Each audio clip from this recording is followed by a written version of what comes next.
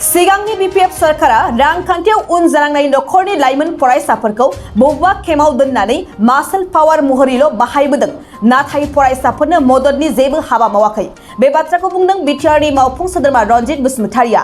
दिनै नैथि खेब गियान सोरां बिथांखिनि सेक राननानै होदों 14 नं चिरां दुवार UPPL ब्लकआ। चिरां जिल्ला सान्तिपुर चिरां दुवार UPPL ब्लकनि नब्लाङाव दिनै फरायसाफोरनो गियान सोरां बिथांखिनि सेक राननानै होदों। बे हाबाफारियावनो गाहायै बाहागो लाफैना रनजित बसुमतारिया गावनि आखाइजों फरायसाफोरनो सोरां बिथांखि सेकखौ राननानै होयो। सेकखौ रानना होनानै रनजित बसुमतारिया बुंदों दि सिगांनि सरकारा फरायसाफोरनि मददनि थाखाय जेबो बिथांखि लाबोआखैमोन नाथाय प्रमद बर' दैदेननाय BTR सरकारा मोनफ्रोमबो थाखोनि सुबुंनि जौगानायनि थाखाय गुबुन गुबुन बिथांखि लानानै हाबा मावबोगासिनो दं। बिनिनो फरायसाफोरनि थाखाय गियाननि सोरां बिथांखियानो मोनसे रोखा बिदिन्थि।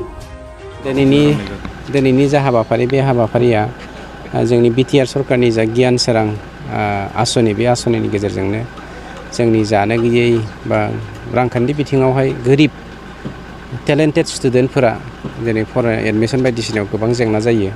बेनि थाखायनो माबा मोनसे सुबिदा जायो नामा बे थांखिजों मोनफ्रोमबो ब्लकआवहाय जोंनि BTRआव जेसेबां ब्लक दङ बे ब्लकआवहाय जोङो 200 गथ'फोरनो थाखाय बा स्टुडेन्टफोरनो थाखाय 5,000 जोङो अनसुंथाइ होनायनि हाबाफारि बे हाबाफारिखौ दिनै जों बेवहाय फोजोबनाय जाबाय जोंनि 14निखौ। बेनि अनगायैबो जोंनियावहाय माखासे भेन्डरफोर दङ ओरैबायदि गोरिब रान्दि बिमाफोर दङ हाबा जायै आब'मोन दङ बिसोरो दिनै जानो गैयिनि थाखाय न'खरखौ फोलोमनो जा फिसा दखान होनाय जायो। बे सुबुंफोरनोबो जोङो बोसोराव मोनसे ब्लकआवहाय 200 माने भेन्डरफोरनो बा गला होग्रा जोंनि बिमाफोरनो 5,000 खरै होनायनि जों बेबस्था लादों। खोब गोख्रैनो जों बेखौ होगोन। खिन्थु जोंनि समाजावहाय मोनसे कालचार जानानै फैदों।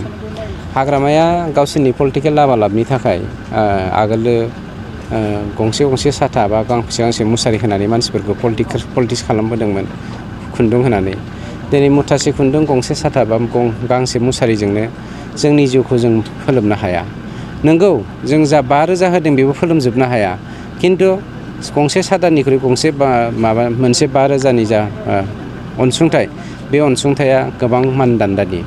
नोङो नाय दिनै गंसे साथाखौ जुदि 100 थाखायाव जों बायनो हायोब्ला 5,000जों जोङो 50 खान साथा बायनो हायो। थारमाने बिसिनि बायदिबा 50 जन मानसिनो गंसे साथा होनानै 50टा न'खरखौ गावसिनि दखलाव लांनायनि। खिन्थु जोंनि थांखिया जादों सासे गोरिब दुखियानो 5,000 होनानै जों बिसोरखौ इनकारेज होनायजों लोगोसे फरायनायाव अनसुंथाइ होनो हायोब्ला भबिष्यत जिउआवहाय बिसोरो मोजां मानसि जानायनि उनाव बियो जेन 50टा न'खरनि मोनसे गेरेमसा बिफां जानानै सायख्लुम होनो हानायनि मोनसे मिजिं, बे मिजिंजोंसो दिनै जोंनि सरकारा प्रमद बर' बिथांनि दैदेननायाव अनसुंथाइखौ होनायनि हाबाफारिखौ लानाय जादों। गोजोनथाव खौरां, नोंथांनि रोंगौथिखौ दिन्थिनो थाखाय फैगासिनो गोदान खाबु बडलेण्ड गट टेलेन्ट। गोजौसिन जौसाङाव दिन्थिनायनि खाबु BTRआव बडलेण्ड गट टेलेन्ट सिजन 2आ फिन सौफैगासिनो नोंथांनो गोदान खाबु लाना। जाय जौसाङाव नोंथाङा गावनि गुनगोनां रोंगौथिखौ दिन्थिनो हागोन। जानो गोनां बडलेण्ड गट टेलेन्ट सिजन 2निनो अडिशननि अक्ट'खौबो थि खालामनानै होखानाय जाबाय। फारि बायदियै फैगौ 25 जुलाइ दाननिफ्राय लानानै 2 आगस्त खालारसिम मख'नाय जायगाफोराव लानाय जागोन।